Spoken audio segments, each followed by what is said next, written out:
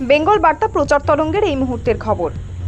ইসরায়েলের লাগাতার হামলায় ক্রমশই বাড়ছে নিহত আহতদের সংখ্যা। হাসপাতালগুলোতে পাল্লা দিয়ে বাড়ছে ভিড়। এমন পরিস্থিতিতে চিকিৎসক ও নার্সদের ছুটি বাতিল করলো ইরান সরকার।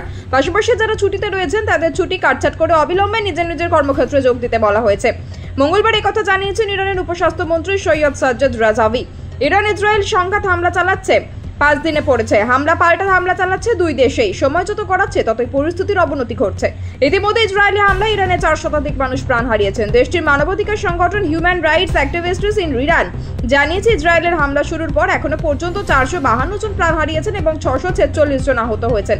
নিহতদের মধ্যে 224 জন বেসামরিক নাগরিক এবং 109 জন সামরিক সদস্য। এছাড়া ইসরায়েলের হামলায় 188 জন বেসামরিক নাগরিক এবং 123 জন সামরিক সদস্য আহত হয়েছেন।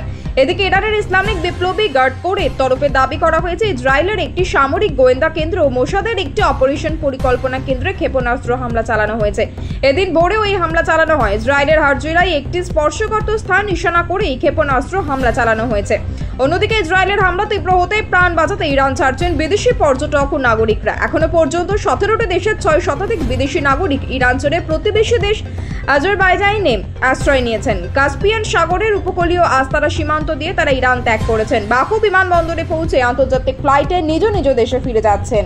উত্তপ্ত হয়ে উঠেছে মধ্যপ্রাচ্য। 13 জুন শুক্রবার সকালে ইরানের পরমাণু কেন্দ্র ব্যালিস্টিক ক্ষেপণাস্ত্রের ভান্ডার সহ একাধিক জায়গায় বিমান হামলা চালায় ইসরায়েল। তারপরে একের পর এক বিস্ফোরণে কেঁপে ওঠে তেহরান। জবাবে ইরানে ইসরায়েলের আবাসিক এলাকাগুলিকে লক্ষ্যবস্তু করে। ইসরায়েলের প্রধানমন্ত্রী নেতানিয়াহু ইরানের খামেনিকে চোখ রাঙিয়েছেন। চোখের বদলে চোখ রীতিতে বিশ্বাসী হয়ে উঠেছে দুই দেশ। এসবের মধ্যে ইসরায়েলের বিদেশ মন্ত্রী ইসরায়েল কাৎজের একটি কথা ঝড় তুলেছে বিশ্বে। তিনি বলেছেন ইরানের উপর ইসরায়েলের হামলা চলবে। তারপরে ইরানের সর্বোচ্চ নেতা আয়াতুল্লাহ আলী খামেনির প্রতি তার হুঁশিয়ারি সাদ্দাম হোসেনের থেকেও খারাপ হতে পারে ইরানি নেতার অবস্থা। 2003 সালে ইরাকে মার্কিন যুক্তরাষ্ট্রের চালানো অভিযানে চরম দুর্দশার মুখে পড়তে হয় ইরাকি নেতা সাদ্দাম হোসেনকে। তাকে ক্ষমতাচ্যুত করে ফাঁসিতে ঝুলিয়ে মারা হয়েছিল। এমন বা এর থেকেও খারাপ অবস্থা হতে পারে নাকি খামেনির? ইসরায়েলের বিদেশ মন্ত্রীর কথাই আমি ইরানি স্বৈর শাসককে সতর্ক করে দিচ্ছে যুদ্ধাপরাধ চালিয়ে যাওয়া এবং ইসরায়েলি বেসামরিক নাগরিকদের লক্ষ্য করে ক্ষেপণাস্ত্র ছোড়ার পরিণাম ভালো হবে না।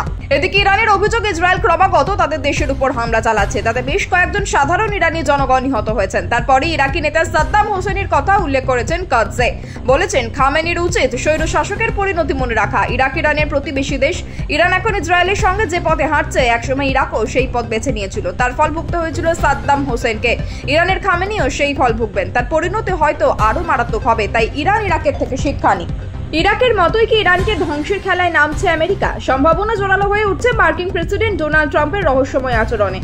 প্রথমে শহর ছাড়ার জন্য তেহরানের বাসিন্দাদের হুঁশিয়ারি দিয়েছেন। পরে তড়িঘড়ি G7 সম্মেলনের মাঝপথে দেশে ফিরেছেন। আর শেষ দেশে ফিরে জাতীয় নিরাপত্তা পরিষদের বৈঠক ডেকেছেন। ট্রাম্পের নির্দেশ G7 সম্মেলন ছেড়ে দেশে ফিরেছেন মার্কিন বিদেশমন্ত্রী মার্কো রুবিও।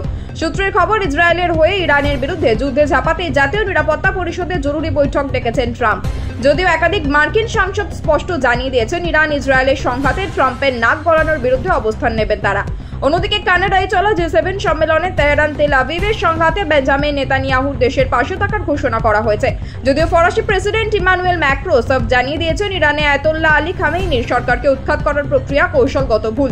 ওই প্রক্রিয়ায় কোনোভাবেই জড়াবে না ফ্রান্স। মঙ্গলবার সকালে ফরাসি প্রেসিডেন্ট দাবি করেছিলেন ইরান ইসরায়েলের যুদ্ধবিরতির উদ্যোগ নিতে মার্কিন প্রেসিডেন্ট ডোনাল্ড ট্রাম্প G7 সম্মেলন ছেড়ে ওয়াশিংটনে ফিরছেন। ম্যাক্রোর ওই মন্তব্যে বেজায় চটেছেন মার্কিন প্রেসিডেন্ট। আগবাড়ি ওই মন্তব্যের জন্য ফরাসি প্রেসিডেন্টকে এক হাত নিয়ে তিনি লিখেছেন, আমি ইসরায়েল ও ইরানের মধ্যে যুদ্ধবিরতির জন্য কাজ করতে কানাডায় অনুষ্ঠিত G7 সম্মেলন ছেড়ে ওয়াশিংটনে ফিরে যাচ্ছি না। তিনি জানেনই না আমি এখন কেন ওয়াশিংটনের পথে। তবে এটা নিশ্চয়ই কোনো যুদ্ধবিরতির কারণে নয়।